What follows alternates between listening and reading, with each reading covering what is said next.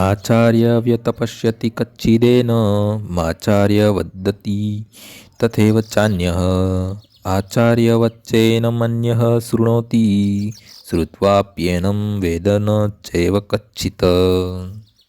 કોઈ આત્માને આચાર્ય તરીકે જુએ છે, કોઈ તેનું આચાર્ય તરીકે વર્ણન કરે છે અને કોઈ તેના વિશે આચાર્ય તરીકે સાંભળે છે, જ્યારે બીજા તેના વિશે સાંભળ્યા પછી પણ તેને લેશ માત્ર સમજી શકતા નથી. તોપનિષદ મોટાભાગે ઉપનિષદોના સિદ્ધાંત પર આધારિત છે, તેથી કઠ ઉપનિષદમાં પણ આ શ્લોક જોવા મળે છે. તેમાં કોઈ આશ્ચર્ય નથી. શ્રવણયાપી બહુબીરી યોન લભ્ય શ્રવણોદોપી બહુ એન વિદુઃ આચાર્ય વ્યક્ત કુશલોસ્ય લબ્ધા આચાર્યોસ્ય જ્ઞાતા કુશલાનું શિષ્ટ.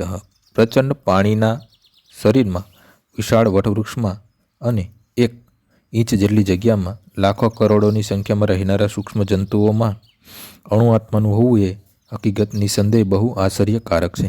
બ્રહ્માંડના પ્રથમ જીવ બ્રહ્માજીને પણ જેમણે તત્વબોધ આપ્યો તેવા જ્ઞાનના સર્વોચ્ચ અધિકારી દ્વારા આત્માના અણુસ્ફુલિંગના ચમત્કારો વિશે સમજણ આપવામાં આવી છે. તેમ છતાં અલ્પજ્ઞાની અને દુરાચારી વ્યક્તિને તે સમજાતું નથી. પદાર્થની અતિ સ્થૂળ કલ્પનાને કારણે આ યુદ્ધમાં ઘણા ખરા લોકો આવો સૂક્ષ્મ કણ આટલો વિશાળ તથા અત્યંત સૂક્ષ્મ કેવી રીતે થઈ શકે એ કલ્પી શકતા નથી.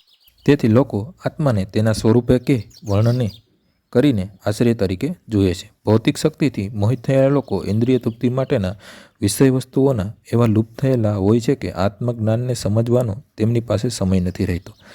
એ તો હકીકત છે કે આત્મજ્ઞાન વિના બધા કાર્યો જીવન સંઘર્ષમાં અંતિમ પરાભવમાં પરિણમે છે. કદાચ તેમને ખ્યાલ જ નથી હોતો કે મનુષ્ય આત્મા વિશે ચિંતન કરવું જોઈએ અને એ રીતે દુનિયાવી દુઃખોનો ઉકેલ લાવવો જોઈએ.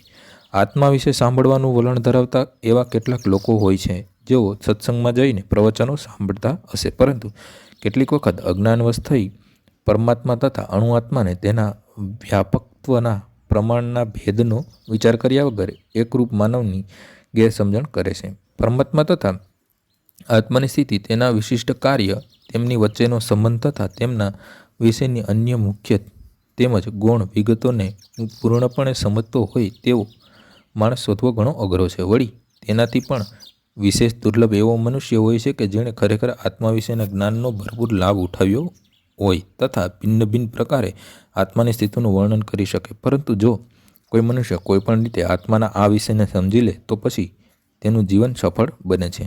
આ આત્માના વિષયને જાણવાનો સૌથી સરળ ઉપાય એ છે કે અન્ય મતોથી વિચલિત થયા વિના પરમ અધિકારી એવા ભગવાન કૃષ્ણ દ્વારા કહેવામાં આવેલી ભગવદ્ ગીતાના ઉપદેશો સ્વીકાર કરવા. પરંતુ તે માટે પણ આ જન્મમાં કે પૂર્વના જન્મમાં પુષ્કળ તપસ્યા તથા ત્યાગની જરૂર રહે છે, અને ત્યારે જ મનુષ્ય કૃષ્ણને પૂર્ણ પુરુષોત્તમ પરમેશ્વર તરીકે સ્વીકારવા સદભાગી બને છે. પરંતુ શુદ્ધ ભક્તોની અહૈયુક્તિક કૃપાથી જ કૃષ્ણને આ રૂપે જાણવાનું શક્ય બને છે અને અન્ય કોઈ ઉપાયથી નહીં.